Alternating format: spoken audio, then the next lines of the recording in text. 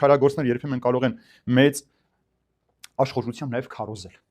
կարող են մեծ ոգևորությամբ Քրիստոսի մասին խոսել, ասում է Սուրբ Գիրքը անգամ հրաշքներ կարող են գործել Քրիստոսի անունով, բայց այդ մարդկանց ում որ ինքը հրաշք են գործել, փորձել են քարոզել, այդ մարդկանց տանեն մոլորության ճանապարհը։ Եվ ամբողջ քրիստոնեական պատմության մեջ այսպիսի դեպքերը շատ են սին, որտեղ մարդիկ ովքեր եկել են Քրիստոսի անունով, ավետարան իրենց ձեռքերին, եկել են մարդկանց քարոզել են եւ կորստյան են մատնել։ Նրանք իրենց քրիստոնյաներ են կոչվում, եկեղեցու անդամներ են, բայց վտանգավոր մի բան կա, վերջում Հիսուս նրանց չի ընդունելու, չի ճանաչելու։ 51 չէ որ 10 կույսեր առակի մեջ ասում է եկան դուռը ծեծեցին եւ Հիսուս մի ասեց ձեզ չեմ ճանաչում։ Ասում է շատ շատերը կգան եւ Տիրոջը կասեն որ Տեր քո անունը կանչեցին, քո անունով զորություններ գործեցինք, հրաշքներ գործեցինք, Տերն ասում է որ ես կասեմ որ ես ձեզ չեմ ճանաչում։ Ուրեմն ամեն մարդ որ Հիսուսի անունով ինչ որ բան է անում, դա չի նշանակում որ ինքը Քրիստոսի համար է եւ Քրիստոսին է ծառայում։ Շատ հաճախ եթե երբևէ որևէ մեկը եղել է թուղթ ու գիրանողի կամ բուժշակություն անողի մարդկանց մոտ, կտեսնեք իրենց սենյակները ամբողջությամբ Քրիստոսի պատկերներով են զարդարված։ Բայց այնինք ինչ որ անում են Քրիստոսի հետ կապ չունի։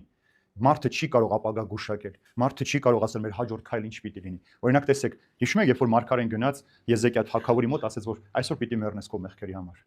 Եվ Եզեկիան ասում է շրջվեց պատի կողմը, լաց եկավ, աղոթեց, ասեց Տեր, իմ ամբողջ կյանքը քեզ եմ ծառայել, մեկ մեղքի պատճառով ինչ ես ինձ կորստյան մատնում, եւ առավոտյան Մարգարենը ասեց Տերը քո կյանքը 14 տարով երկարացրեց։